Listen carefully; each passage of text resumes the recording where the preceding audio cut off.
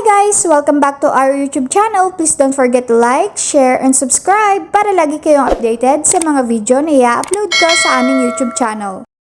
Okay, so gusto ko po sanang tanongin sa ating caller, ano po ba ang ginawa nila? Nag-online registration o nag-submit ng application sa kanila pong OSCA? Okay, so iba po yung online registration. Ito po ay data gathering.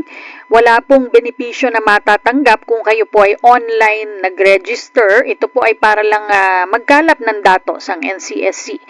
Ang cash gift po, yung pong nabanggit namin kanina mga requirements, iba po yon. So, separate po yon. Kasi kasi dati may mga kumalat na fake news, di po ba, Miss Nolly, na pag online, nag-register ko online, dun ka makakatanggap ng mga benepisyo. So, hindi po yun totoo.